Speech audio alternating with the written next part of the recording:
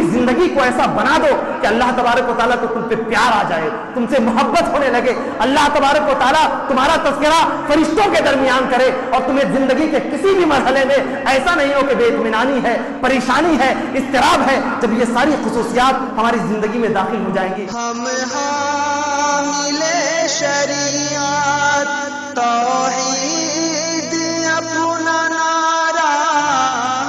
9 लोगों का तज़किरा अल्लाह ने फरमाया। पता ये चला कि ये 9 पॉइंट है जिसकी बुनियाद पर अगर कोई आदमी के अंदर ये तमाम खुसूसियतें अगर पाई जाती हैं तो समझे कि वो अल्लाह तबारक व तआला की बारगाह में सुरखरुई का हक रखता है।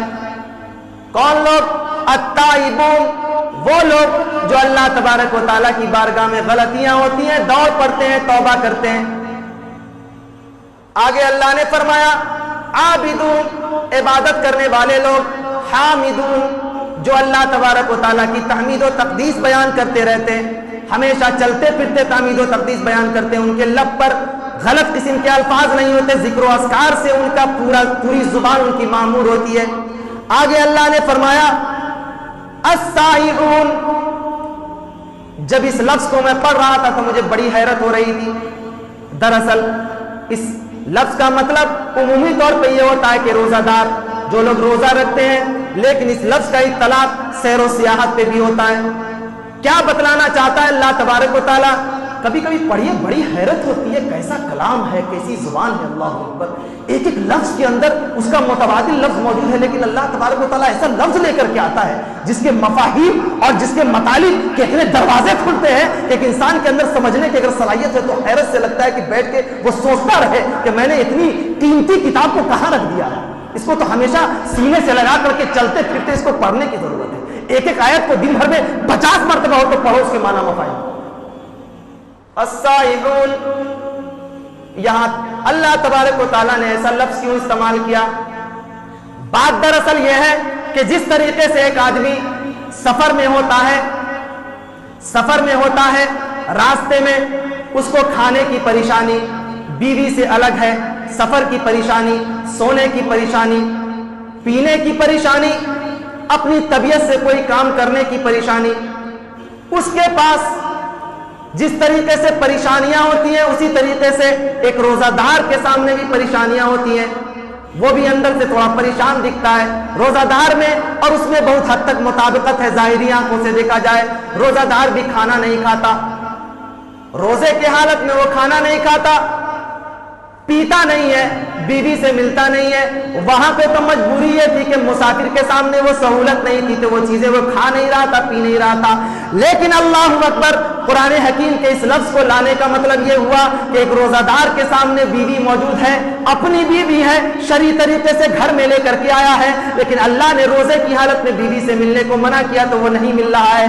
खाना सामने है, बगल में पड़ोस का कोई आदमी मुर्गा पका रहा है, खुशबू आ रही है, जुबान पर पानी के आसार नजर आने लगे, लेकिन वो नहीं खा रहा है इसलिए कि अल्लाह तबारक व तआला के लिए उसने रोजा रखा हुआ है। तो दरअसल इन सारी कैफियत के साथ, सब्र व ज़ब्त के साथ, सब्र व तहम्मुल के साथ, सारे जज्बात को दबाने के बाद एक आदमी जब रोजे को मुकम्मल तौर से अदा करता है तो अल्लाह तबारक व तआला की बारगाह में ऐसे लोग सुरखरुई का हक रखते हैं। कुरान हकीम के इस लफ्ज का मतलब ये है। आगे अल्लाह ने फरमाया कि अर्राकिऊन, जो लोग अल्लाह की बारगाह में रुकू करते हैं, अस्साजिदून, और अल्लाह तबारक व तआला के सामने सजदा करते हैं, अल्लामिरून बिल मारूफ वन्नाहून अनिल मुनकर, और लोगों को भलाई का हुक्म देते हैं, अच्छी बातें बताते हैं और बुराई से रोकते हैं। आगे अल्लाह ने फरमाया वल हाफिजून लिहुदूदिल्लाह, और अल्लाह तबारक व तआला के हुदूद की हिफाजत करते हैं। अल्लाह ने जो लकीर खींच करके रख दी है, इस्लाम की जो लकीर है, शरीयत की जो लकीर है, उससे फलांग कर छलांग कर बाहर जाने की कोशिश नहीं करते। जब ये सारी खुसूसियात किसी आदमी के अंदर अगर मौजूद हैं तो अल्लाह तबारक व तआला की जन्नत ऐसे लोगों के लिए है। अब इन तमाम 9 पॉइंट और 9 उसूल और ज़ाब्ते को सामने रख करके चाहिए कि हर मुसलमान अपने आप को देखे। अगर ये सारी खुसूसियात उसके अंदर मौजूद हैं, بلکہ میں تو یہ کہتا ہوں کہ اگر انسان ان ساری خصوصیات کو اپنی زندگی کا مشن بنا لے، اپنی زندگی میں اتار لے، قسم رب ذوالجلال کی وہ انسان متکبر نہیں ہو سکتا، غرور اس کے اندر نہیں ہو سکتا، اخلاق کا حامل ہو جائے گا، اس کی پوری زندگی، اس کا قول و عمل، اس کی رفتار و گفتار، اس کی زبان سے نکلے والے ایک ایک کلمات ایسے ہوں گے کہ اگر کوئی آدمی سن لے تو کان کے راستے پہ اس کا ایک ایک لفظ دل پہ اثر ہو جائے۔ جب یہ ساری خصوصیات اپنے اندر اگر آپ پیدا کر لیجئے، تب آپ یہ امید رکھیے کہ اللہ تبارک و تعالیٰ نے آپ کے لیے وہ خوشنما جنت رکھا ہے، جس جنت کے تصور سے جب انسان بیٹھے اور سوچنے لگے، آنکھیں منہ کر کے ذرا سوچئے۔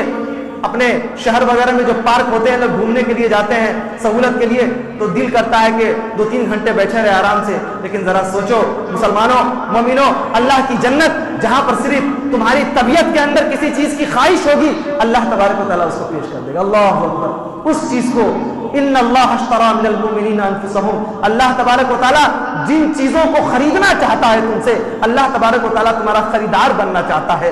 اپنی جان کی حفاظت کرو، مال کی حفاظت کرو، اپنے پورے وجود، پوری زندگی کو ایسا بنا دو کہ اللہ تبارک و تعالیٰ کو تم پہ پیار آ جائے، تم سے محبت ہونے لگے، اللہ تبارک و تعالیٰ تمہارا تذکرہ فرشتوں کے درمیان کرے، اور تمہیں زندگی کے کسی بھی مرحلے میں ایسا نہیں ہو کہ بے اطمینانی ہے، پریشانی ہے، اضطراب ہے۔ جب یہ ساری خصوصیات ہماری زندگی میں داخل ہو جائیں گی، تب ہم ایک پکے، سچے اور کامل مومن ہو سکتے ہیں۔